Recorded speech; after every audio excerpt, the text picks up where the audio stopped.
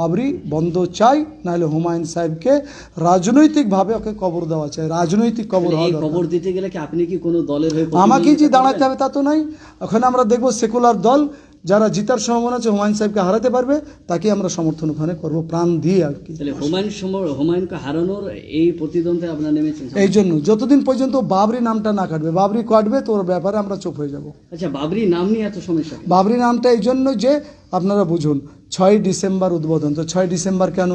বাবরি যাত্রা কোনো মসজিদের জন্য যাত্রা নয়, বাবরি যাত্রা কেন? আবার 5 লক্ষ গীতা পাঠ করলো কলকাতা ব্রিগেডে, উনি বলছেন আমার 1 লক্ষ কোরআন পাঠ হবে। এইসব এজেন্ডাগুলি ধর্মের নাম দিয়ে কেন চলবে? উনি রাজনৈতিক প্রতিদ্বন্দ্বিতা করবেন, রাজনীতির ময়দানে করুন, কিন্তু ধর্মীয় বিষয়টা তো আমাদের আলেম ওলামারা হচ্ছে ধর্মগুরু, তাদের পরামর্শ ওনাকে মানা উচিত।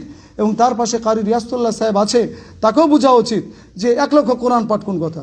তাকে বলা উচিত যে কিসের জন্য বাবরি যাত্রা হবে, কোনো মসজিদের জন্য যাত্রা হয়েছে পশ্চিমবঙ্গে আপনারা ভারতে কোথাও দেখতে পেয়েছেন?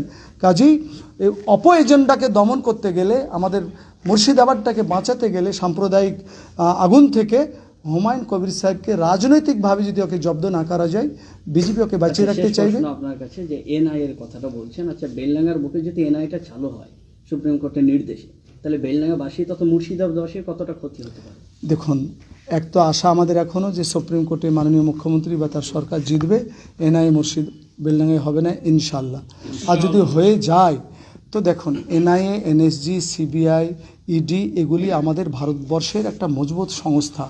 এতে যে সবাই খারাপ লোক আছে তা নয়, ভালো লোক আছে, আমাদের দেশের জন্য কাজ করে, কিন্তু এরা আমাদের স্বরাষ্ট্র দপ্তর কর্তৃক নিয়ন্ত্রিত।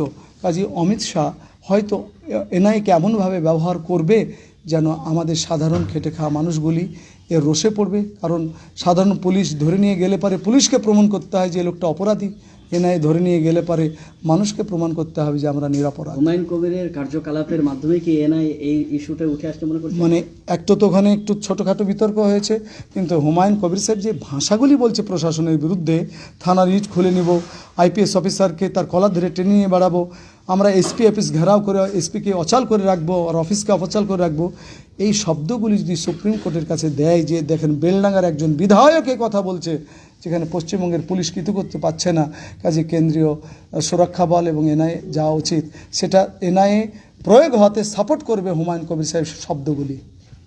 ধন্যবাদ। আপনারা প্রত্যেকে বক্তব্য শুনলেন। একজন মুফতি দাবি করছেন, মুফতি নাজমুল হক সাহেব, তিনি দেওবন্দীদের মুফতি বলে তাকে পরিচিত।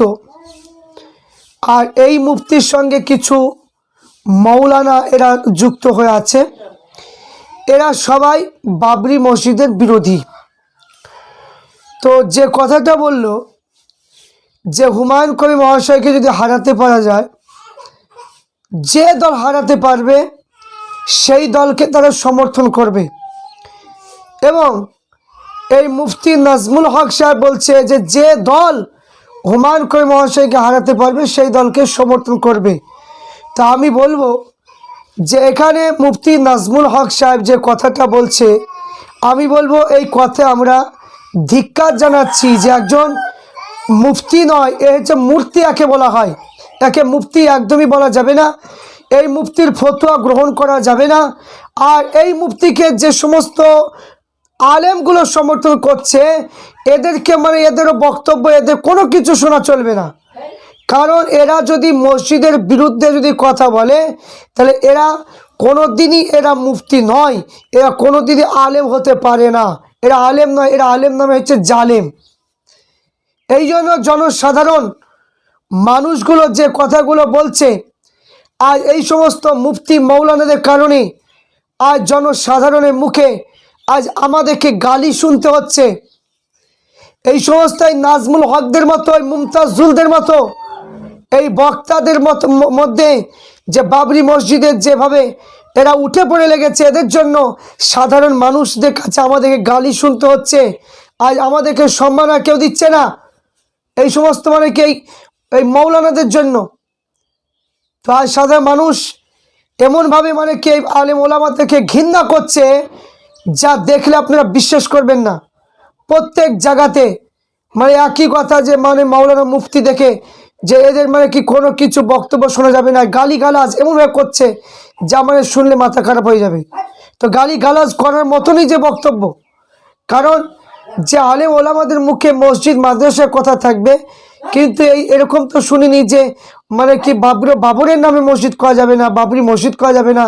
তাহলে এতই যদি বাধা যদি হয় যে বাবরি মসজিদ করাতে যদি অতই যদি আপনার আপত্তি হয়, যে আপনার খুবই মানে চিন্তা ভাবনা যে আপনি একটা দল করছেন, টিএমসি দলে আপনি অন্তর্ভুক্ত, টিএমসির গোলাম চামচাগিরি করে আপনি মানে বাবরি মসজিদের নামটা মানে খুব আপনার অখুশি যে বাবরের নামটা না দিলে মানে যদি কেটে দেয় তাহলে আমরা সমর্থন করবো, আর না দিলে আমরা সমর্থন করব না।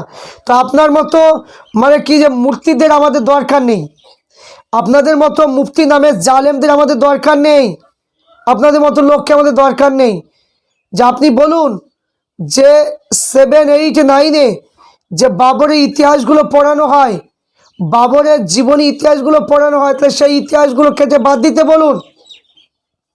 আমি মুফতি নাজমুল সাহেবকে বলবো যে আপনি ইতিহাসের যে সমস্ত বাবরের ঘটনাগুলো পড়ানো হয় সেই ঘটনাগুলো কেটে বাদ দিতে বলুন।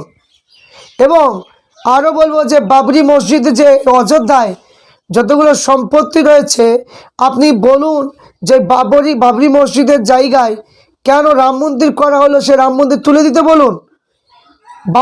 বাবরের জায়গা কেন দখল করবে তারা? তাহলে আপনারা বলুন। অত সম্প্রীতি মানে কি খুব বজায় রাখছেন, খুবই সম্প্রীতি বজায় না মানে কি আপনি টিএমসি সুবিধা করার জন্য, টিএমসি ভোটের জন্য আপনি মানে সুবিধা করছেন? এটা তো পরিষ্কার বুঝতে হয় যে আপনি সম্প্রীতি চান না, তো আপনি তো টিএমসিকে সমর্থন করছেন আপনি। তাহলে এখানে তো পরিষ্কার বুঝতে পারা যাচ্ছে যে আপনি আপনার মধ্যে একটা হিংসা আছে, আর হিংসা থাকলে সে ব্যক্তি কোনো আলেম হতে পারে না। তা আমি প্রত্যেককে বলবো যে কথাটা আপনারা যারা প্রকৃতি, যারা মুসলমান, যারা প্রকৃতি সব কিছু বুঝেন জানেন, প্রত্যেক মানে কি দেওবন্দ সমাজের সাধারণ মানুষগুলোকে বলবো এবং যারা মসজিদ ইমাম আলিম ওলামা প্রত্যেককে লক্ষ্য করে বলবো যে যারা বাবরি মসজিদের বিরোধিতা করছে আপনারা বিবেচনা করুন যে ওই আলেম মুফতি তারা বা কেমন আলেম মুফতি আপনারা বিবেচনা করুন। কিন্তু এখানে যে মসজিদের বিরোধিতা করা সাধারণ মানুষ এমনভাবে মানে কি ক্ষেপে রয়েছে যে এই সমস্ত আলেম ওলামাদেরকে ঘৃণা করছে। তা আমি বলবো যে ভোটের জন্য ভোটে রাজনীতি করতে যাবেন না। বাবরি মসজিদ নিয়ে যেহেতু হাইকোর্ট অর্ডার দিয়েছে, হাইকোর্ট থেকে যেহেতু অর্ডার পাওয়া গিয়েছে, তা সত্ত্বেও ওই মুফতি এত ফতোয়া জারি কিসের জন্য মানে কি ওর কথা মানে কি হবে যে বাবরি ভাঙতে যাবো বেলডাঙ্গায়? কেন বলতে যাবে যে বাবরের বিরুদ্ধে কথা বলতে যাবে? তার কি মানে কোনো জ্ঞান নেই, কোনো কিতাব কি পড়ে না যে হাইকোর্ট অর্ডার দিয়েছে মানে কারো কোনো কিছু করার নেই? তার সত্ত্বেও কেন বারবার একই কথা সুর উঠছে যে আমি ভোটের মানে কি হারাবো, ভোটে হুমায়ুন কবিরকে হারাবো? খুব মানে কি নেতাগিরি মানে সাজে খুব শখ জেগেছে, খুব নেতা মানে হওয়া খুব শখ জেগেছে।